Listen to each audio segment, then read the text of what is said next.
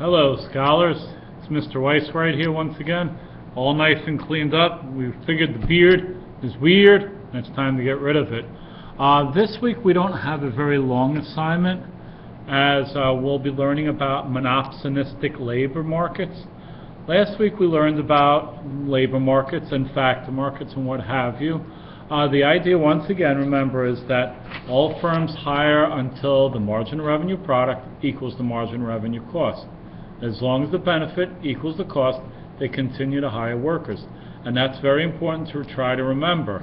And therefore, in a perfectly competitive labor market, we see here that the market itself creates the wages.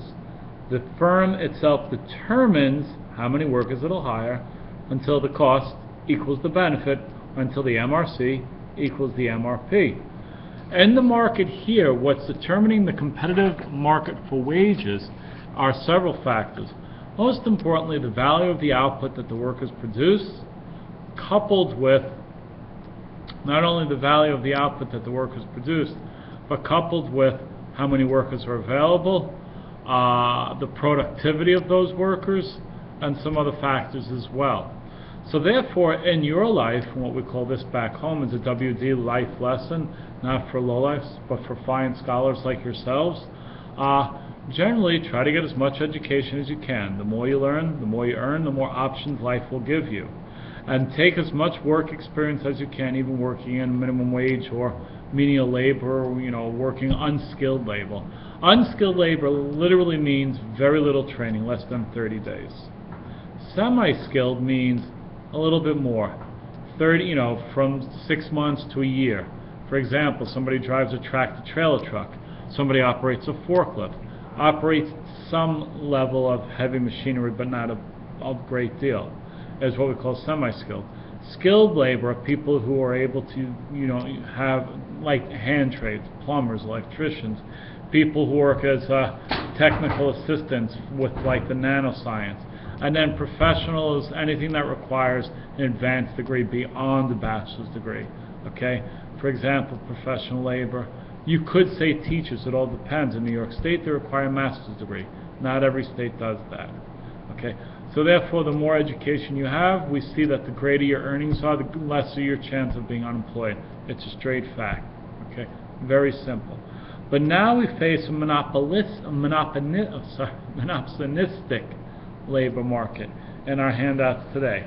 And two of those examples are unions and also the government.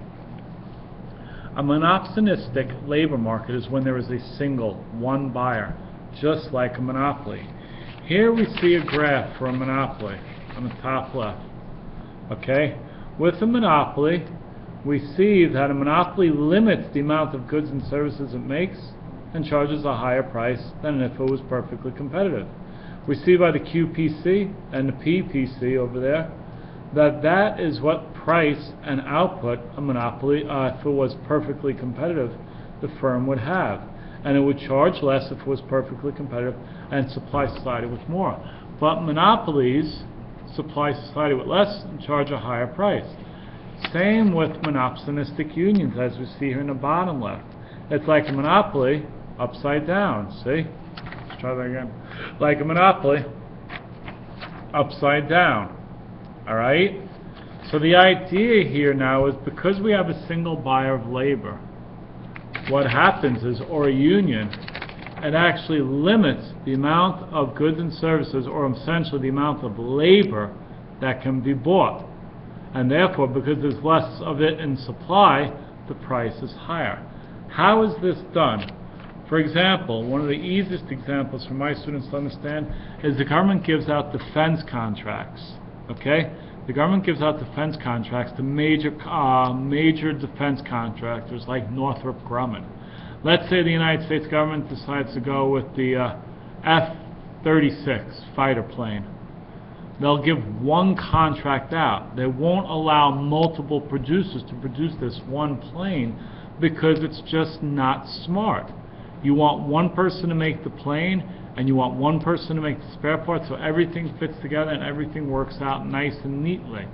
Okay? If you have multiple producers of the same aircraft or the same weapon, those multiple producers may not share trade secrets, what have you, and then it gets very complicated, and therefore it makes it hard to service those vehicles or supply them with whatever they need to operate in the theater or in action, period.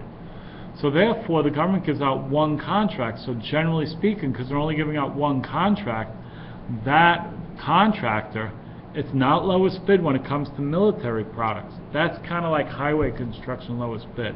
When it comes to military products, it's whichever the military leaders figure is the best and most useful and will support our forces and defend our country as best as possible. So therefore, a lot of times these contracts are extremely high. Now, if the defense contractor in the United States doesn't get a sale or an order for it, they can't buy it. Nobody else could sell it. They can't sell it. There's no buyers. They're done. That project is dead. Dead and ordered, done. But if they do get it, now they're able to have an increased price because there's limiting the supply of producers. Only Northrop Grumman or Lockheed Martin will get this contract. Nobody else will. So therefore, we have a monopsony of labor right there. And in this situation, if this was a competitive market, here's where our price and quantity would set at, right where supply intersects demand. But because we're limiting the supply, we pay a higher price, and there's less supply of it, and the quantity demanded will be less as well, because the MRC is higher than it would be in a competitive market. Unions do this as well. They limit the number of workers. For example, if I belong to New York State United Teachers Union, NYSUT as it's known. It's a pretty powerful union. But NYSUT may require the state have master's degrees for all their teachers, okay? And they'll push for that, which they did. Now the state has to, in order to be fully licensed in the state of New York, you need a master's degree. That limits the amount of people who could be hired by a school district. But it's a good thing too, because you're getting much more qualified, much more better prepared educators. But there's fewer people who have the master's degree out there. So therefore, they have to charge more money, or they get paid more money because their supply is limited. Or for example, a nurses union requires that nurses cannot work more than a 16 or 12-hour shift. That's, that hurts the producers, or it hurts a hospital because they can't keep them on. But at the same time, that might improve the overall care of patients, as the nurses are more alert and more awake than if they had to work a 24 straight. You follow me? So unions, like them or not, what have you, we're trying to be apolitical here, can limit the amount of supply of labor available, which generally results in higher wages for their employees. The goal of a union is generally to have collective bargaining, where everybody works under the same union, everybody works under the same contract. Okay? This way, nobody has to negotiate wages for themselves or benefits or everything. It's collectively done for the whole. So generally speaking, just to get you started on the first one here, a union is successful in requiring that new teachers pass the state competence tests to be employed. If this was a competitive market, meaning there's no union or anything involved, simply the supply would move inward, because it's a cost now. You have to have this competency exam. So the supply moves inward, the employment rate goes down, but the wage rate goes up. On the right-hand side, the monopsonistic labor, now you have to shift the MRC inward and the supply inward. Why? Because there's less available. So that's pretty much the activity. It's pretty straightforward. It's only 4 pages. What I really want you to do is make sure, if you owe anything, get it all in. I can't have anything past Wednesday.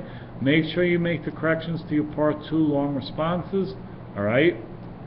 And this way you know that as well. So please get that done. Please hurry up.